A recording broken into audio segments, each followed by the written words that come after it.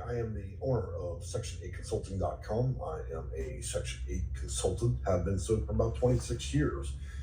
Today's goal is to discuss in a reasonable manner what is happening with the emergency housing voucher, rapid rehousing, permanent supportive housing, funding for the homeless, obvious vouchers. We learned as of now that, and technically this happened 2 days ago and I missed it, which is highly unusual for me. I don't miss much. But after reviewing a federal report from HUD, okay, direct source, the administration has decided to withhold $3.9 or $3.6 billion in funding to all homeless programs, all emergency housing, all of it. As of now, the entire system that handles that, not housing authorities, but programs for emergency housing, permanent supportive housing, and rapid rehousing and other solutions, is now collapsed. Okay. Now, most programs that accept federal funds do so on the basis that they're on a very shoestring budget. That budget, usually they only have just enough money to operate just past January to wait for new federal funding. With the extension of net not being paid, and then of course the denial of that, it has now caused a nationwide failure of the system. This will cause likely insolvency for many continuum of care programs. And for those that have or are utilizing a rapid rehousing voucher, permanent supportive housing, or an emergency housing voucher, unless this is quickly reversed, if you're using that voucher, they're going to discontinue payments, which means you will be evicted. Okay, this is a very, very serious matter. And as I suspected when I made the original video regarding the serious nature of housing and vouchers earlier this year, many decided in my channel that visited that video, decided to make it a political matter. That was never the goal. And so they said, oh, he's just full of shit, blowing smoke up everybody's ass. But here we are. Look, I am not an entertainer. I've been doing this a very long time. I'm a very notable reputation. I'm probably one of the most well-known Section 8 consultants in the nation. I don't blow smoke up anybody's ass. But I'm telling you, when I tell you that the system is failing, it's failing. Okay? It's not a joke. It's not about whether people are Republicans or Democrats or whether you like Mr. Trump or not. It's about what is happening. And as of now, unless they issue that funding, we're looking at an additional 180,000 people around the nation will become homeless with no solution in place. None. Zero. This will cause roughly 60 to 80,000 evictions and a tidal wave of problems. Now that we've heard the scary part, let's hear what potential solutions could be in place. Now, I know that with Mr. Trump, he often will leverage things in order to get other things. Okay, so this may be a methodology for this administration to pause or delay this in order to get other cooperation or other things. We don't know. Okay, I don't object or agree with anything. I don't vote for people, so I'm just suggesting that this could be motivated by, achieving another goal. I don't know. To be frank with you, I'm a consultant, not a political analyst. But right now, the emergency housing voucher, rapid rehousing, permanent supportive housing are no more. Okay, that is the end of it. Beyond that, secondary issues in play are those that have it will likely eventually, if the funding is not reinstated, they'll cut off funding to you as well. Whatever's out there whatever they have been funding personally through the agencies that administrate these type of vouchers and programs will continue likely to pay. Some of them will. Some will decide to just close their doors. But as of now, the fallout is rather big. Now, in the spectrum of looking at emergency housing voucher and continuum of care programs, and then looking at vouchers and the housing authority, they're two different things, obviously. This really represents about 10 to 15% of the market, okay? So when I say that 1/3 of the system has failed, I mean that 1/3 of what is considered to be a bigger issue. So this is, in my approximation, if we look at all vouchers issued or federally subsidized, this would be a failure of roughly 15%, okay? If this is going to happen, and this has happened, and that money, 3.9 billion, is being withheld, which it is, then it's only a matter of time before we may have to look at what's going to happen with the housing choice vouchers. Those of you on Section 811, those of you that are looking at Section 202, BAWA, HOPWA, and many other programs, we don't know. It's not a reason to panic. You know, every administration has the right to make cuts. Every administration has the right to pause things. Let's just see, okay? But as of now, you can consider that each additional day that this funding is not delivered to these agencies, the quicker they're going to become insolvent, and the quicker we're not going to replace them. Now, if this goes on for a couple of months and then gets reinstated, we'll probably lose roughly a third to one half of all agencies that could even administrate the program. Okay, many more have already closed their doors, and there probably is not going to be new action. So as of now, I'm going to suggest that the only thing available to most Americans left in the federal system is going to be the housing choice voucher through the housing authority, project-based housing, and subsidies through private landlords. All homeless programs are now closed. That is the end of it until they decide to do something. It's not necessary to panic. There are other ways and other solutions out there available to people, okay? So I don't want anybody to panic. I don't want you to get scared and other things. I'm just suggesting that we need to face this, you know, as a country and as a people, one person, one people, and look at what our options and solutions are, okay?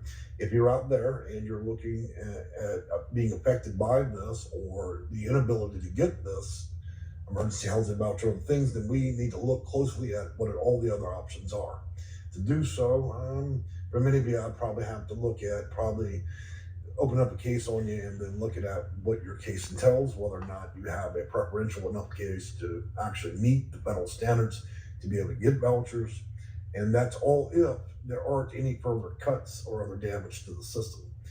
At the current pace and the rapid pace that things are moving, I would say that not only is HUD in housing and vouchers at risk, many other federal agencies are at risk too. They're gutting everything across many of the different agencies. And what I mean by gutting is I don't mean that they're shutting everything down, okay?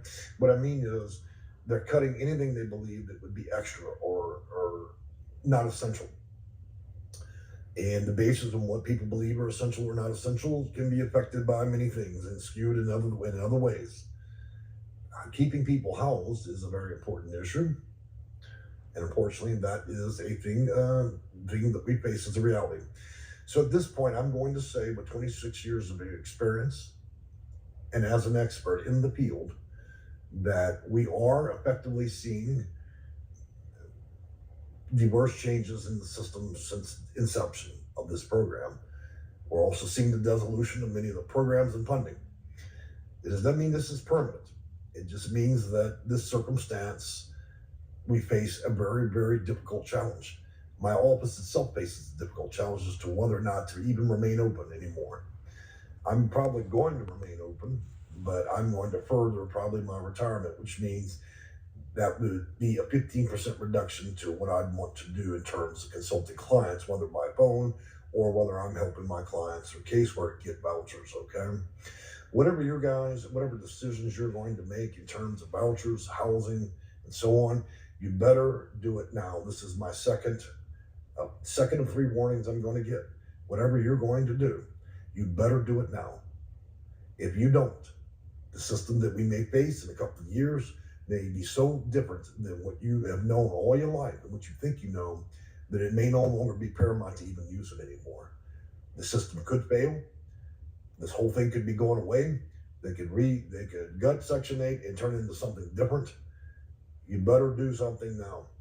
The one thing I know is any policy in place or in the future in place with Section 8 is those that have a normal housing choice voucher, there's nothing retroactive. In other words, if you have a housing choice voucher, not an emergency voucher, but a housing choice voucher, you're not at risk, okay? If you don't have something right now and you're thinking about it, you better get off your ass today. I'm not joking. There's very few videos I've made in the past 15 years where I've levied such an important emphasis on you guys making a decision. Now is that time.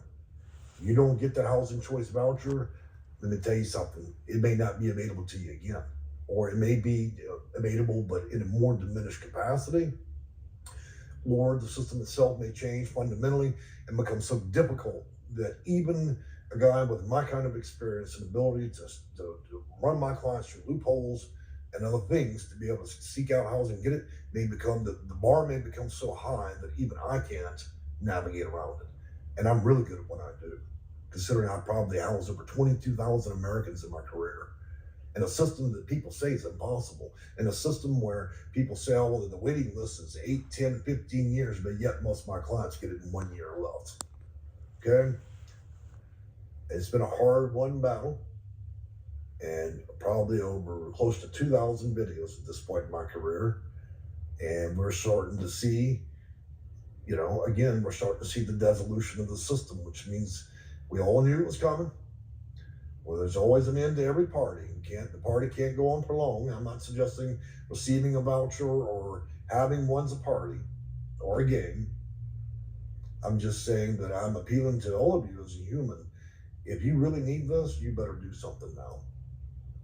If you can't get it where you are, then you look at all your options, regardless of whether you got friends or family in another place. You look at all your options.